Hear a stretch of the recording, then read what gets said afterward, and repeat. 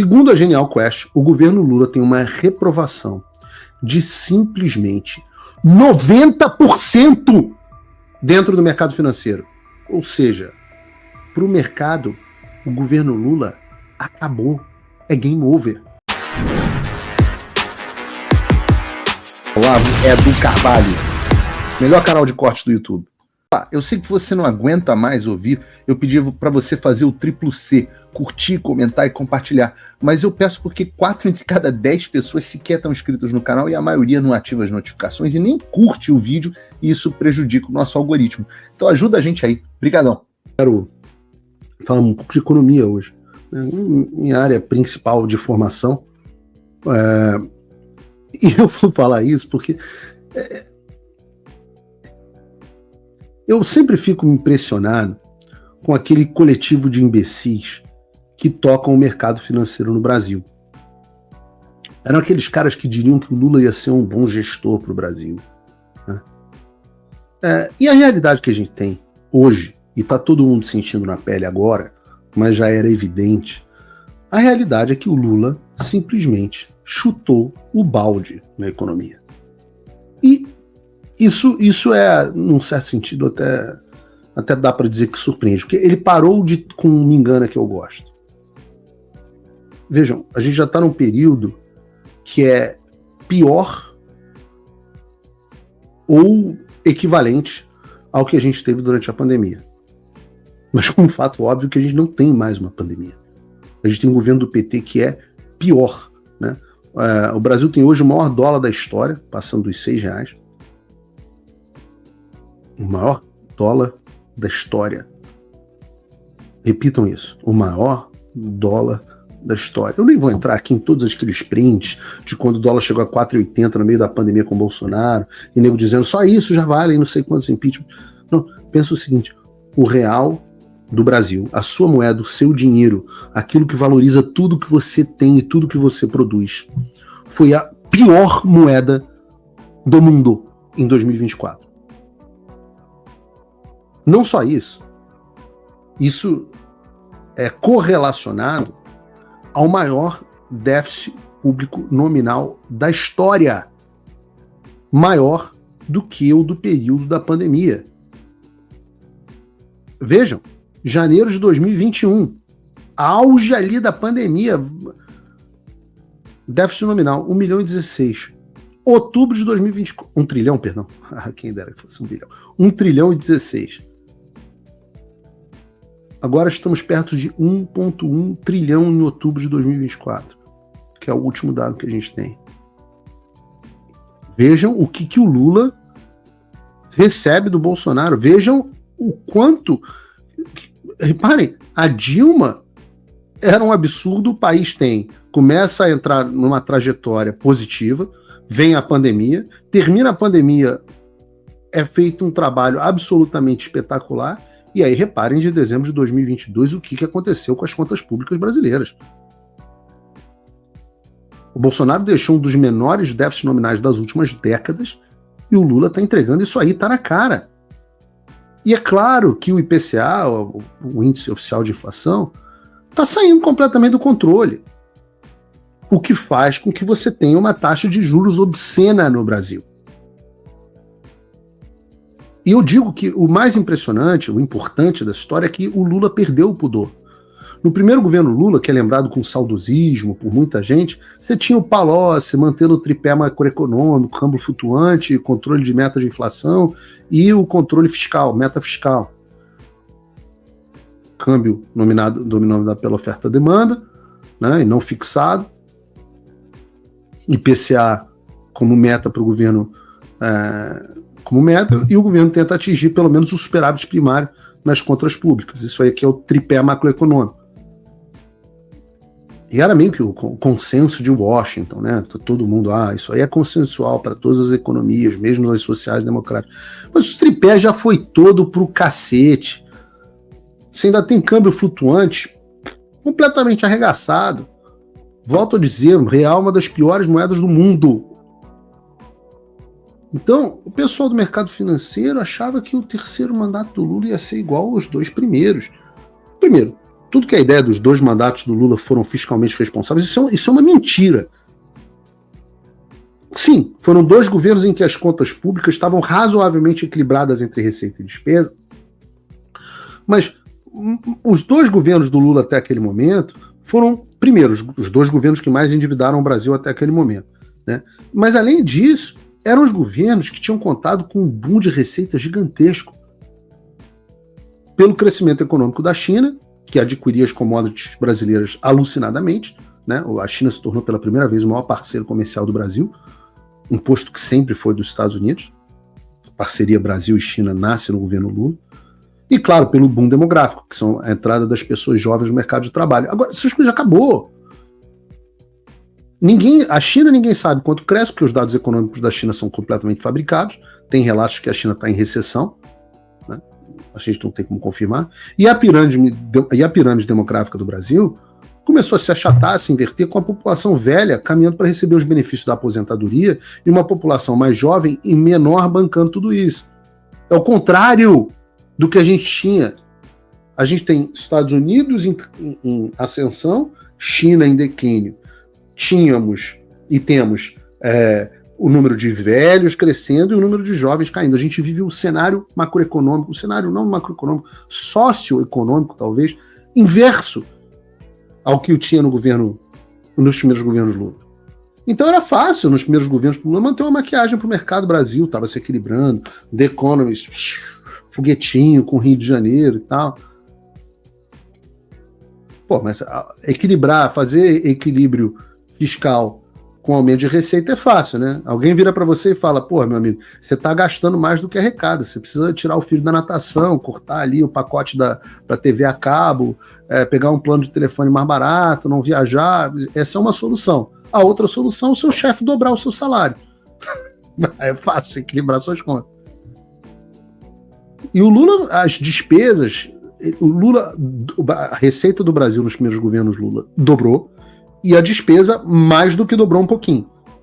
E foram despesas ruins, que são impagáveis com o tempo. Despesa previdenciária, despesa de aumento de salário, benefício social, privilégio, etc.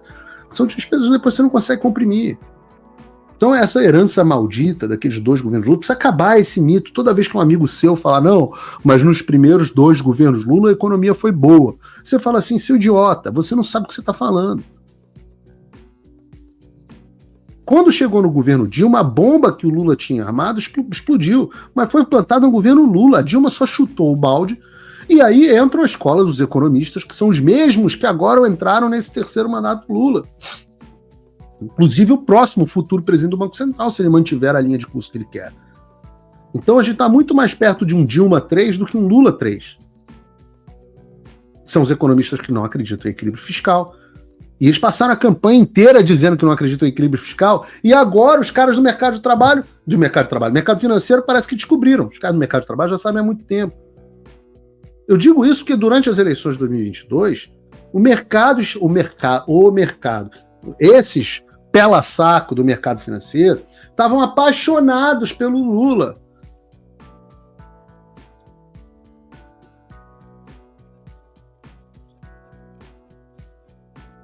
E aqui, ó, tá aqui a reportagem do Globo. Real foi a moeda que mais se valorizou no dia seguinte à vitória do Lula. Reportagem do Globo. Quem não se lembra também da cartinha dos economistas em apoio ao Lula? Vejam aí, só relembrando aqui, reportagem do Correio Brasiliense. Grupo de economistas divulga carta de apoio a Lula no primeiro turno. Tinha ex-diretor executivo do FMI, gente da FGV, USP, Cambridge, Yale, London School of Economics, toda aquela turma, todos aqueles imbecis.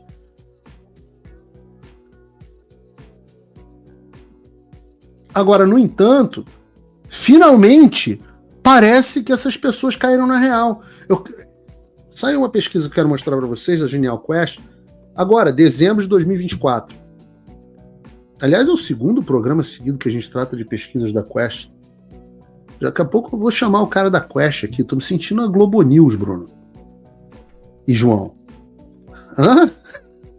O tema da pesquisa é o seguinte: o que pensa o mercado financeiro sobre vários assuntos? E aí, você tem logo no início, um dado absolutamente assustador para o governo Lula. E lembrem-se que eu estou falando do instituto de pesquisa que a Globo usa para tudo. Então não é um instituto de direita, enviesado, contra o Lula.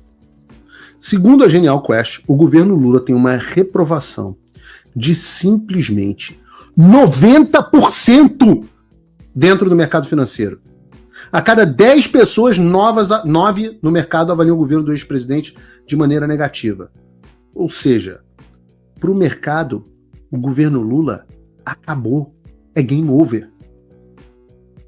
A CNN, inclusive, divulgou uma matéria sobre uma avaliação do Deutsche Bank, que é o grande banco alemão, em que os caras chegam à conclusão de que o terceiro mandato do Lula é, de fato, igual a um segundo mandato, na verdade, terceiro, né, Deutsche,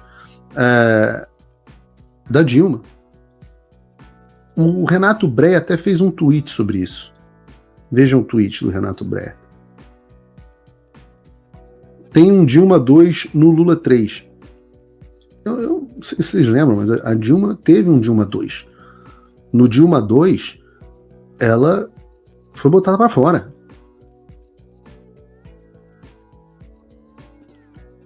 Vejam só a variação do IPCA. Vejam isso. A gente está realmente num patamar próximo do pior momento do segundo mandato da Dilma.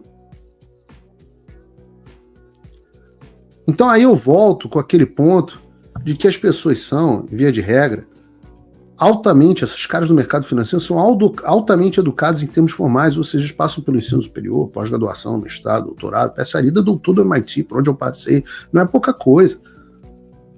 Só que os caras são... É só inteligência aplicada. Eu digo isso porque a inteligência tem a ver com a capacidade de você olhar cenários e conseguir resolver problemas. Então, pela definição de inteligência, esses caras são bestas quadradas.